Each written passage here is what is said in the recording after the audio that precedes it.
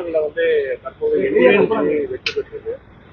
இது எப்படி பாக்குறீங்க? ஏன்னா தேர்தலுக்கு முன்னதான் இந்தியா கூட்டணி வந்து இந்தியா கூட்டணி இந்தியான்னு வந்துடும்.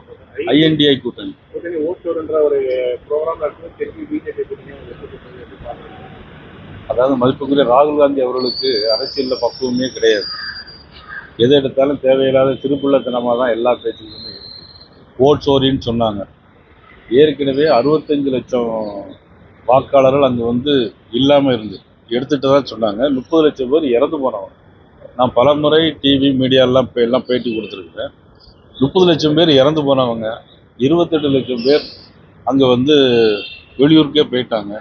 மீதி ஒரு 7 லட்சம் பேர் தான் அது டிஃப்ரென்ஸ் இருக்குது. அது இந்த மாதிரி சூழ்நிலையில் இன்னைக்கு தமிழ்நாட்டில் நீங்கள் பார்த்தீங்கன்னா நேற்று மாலை வரையிலும் 40% தான் பிஎல்ஓ கொடுத்துருக்கதா சொன்னாங்க. ஆனால் இரவோடு இரவா எங்கிருந்தோ உத்தரவு வந்து இன்னைக்கு காலையில் 100% எல்லாம் முடிச்சிட்டோம் அப்படிங்கிற மாதிரி ஒரு தகவல் வந்து அதை தமிழ்நாட்டில் தான் இன்னைக்கு பயந்து போய் இன்னைக்கு அவசரமாக இன்னைக்கு பிஎல்ஓக்களுடைய வேலைகளை வந்து முடுக்கி விட்டு தேவையில்லாத விஷயங்களை தமிழ்நாட்டில் பண்ணிட்டு இருக்காங்க.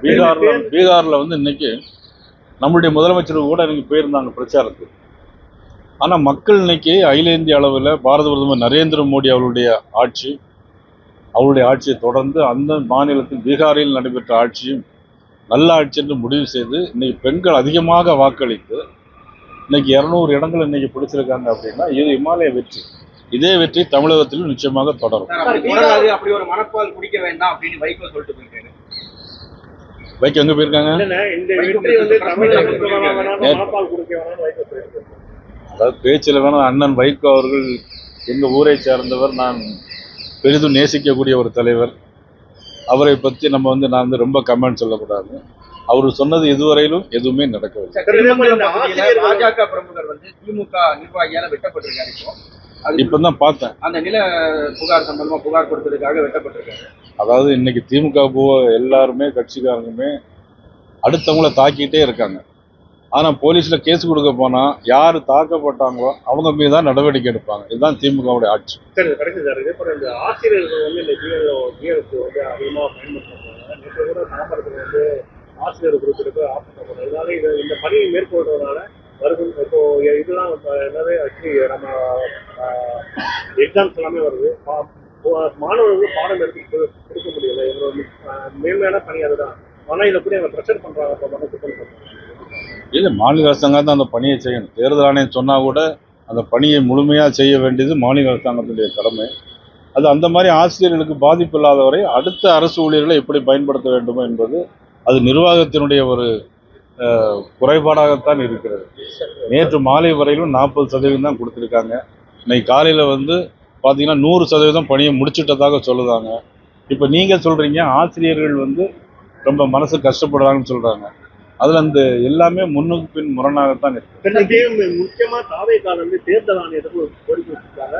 அனைத்து கட்சி கூட்டத்தில் தாவேக்காவை நீங்கள் கூப்பிடணும், எங்களை வந்து கூப்பிடுறதே கிடையாது ஒரு கோரிக்கை வச்சிருக்காங்க. ஏன்னா நாங்களும் ஒரு அங்கீகரிக்கப்பட்ட கட்சி மாதிரி தான் நாங்கள் தொடங்கியிருக்கோம். ஆனால் அனைத்து கட்சி கூட்டத்தில் அழைக்கிறது ஒரு கட்சி ஒரு தேர்தலை சந்தித்து அங்கீகாரம் பெற்றிருந்தால்தான், அங்கீகாரம் பெற்று அதுக்கு பிறகுதான் அவனுடைய அழைப்பு கொடுப்பாங்க. இப்போதான் நீங்கள் ஆரம்பிச்சிருக்கீங்க. அது எந்த அளவுல தேர்தல் ஆணையம் எடுக்குங்கிறத பொறுத்து நம்ம சொல்லலாம். பீகார் தேர்தல் முடிவுகள் புதிய உத்வேகத்தை பாஜக தொண்டர்களுக்கு கொடுத்திருக்கதா மோடி அவர்கள் சொல்லியிருக்காரு. தமிழ்நாட்டிலையும் பீகாருடைய ஃபார்முலா கொண்டு வரப்படுமாங்க சார்? அங்க வந்து ஒரே சரிசமமான தொகுதிகளில் வந்து அங்க போட்டிட்டாங்க. அதே போல இங்க அதிமுகவும் பாஜகவும் சரிசமமான தொகுதிகளை போட்டியிட வாய்ப்பு இருக்கா? அதாவது பீகார்ல மக்கள் வெற்றியை தந்திருக்காங்க. அதே உத்வேகம் இன்னைக்கு பாரதிய ஜனதா கட்சியினுடைய தொண்டர்களுக்கு எல்லாருக்குமே இங்க தமிழ்நாட்டிலையும் வந்திருக்கு. அது தேர்தலை பொறுத்தவரையிலையும் எங்கள் கடந்த காலங்களில் எப்படி ஃபார்முலா இருந்ததோ அதே மாதிரி அல்லது எங்களுடைய கட்சியினுடைய அகில இந்திய தலைமை பேசி முடிவெடுப்பாங்க. கொள்கைகளை பார்த்து பாசிச பாஜகவும் அடிமை அதிமுகவும் பயப்படுதுன்னு உதயநிதி பேசியிருக்காரு. இந்த பாசிசம் அடிமைங்கிற வார்த்தையை ரெகுலரா பயன்படுத்துறாங்க. அவங்களுடைய கொள்கையை பார்த்து பயப்படுறதா சொல்றாங்க. இது எப்படி பாக்குறீங்க? அடிமைத்தனம் திமுகவில் மட்டும்தானே இருக்கு.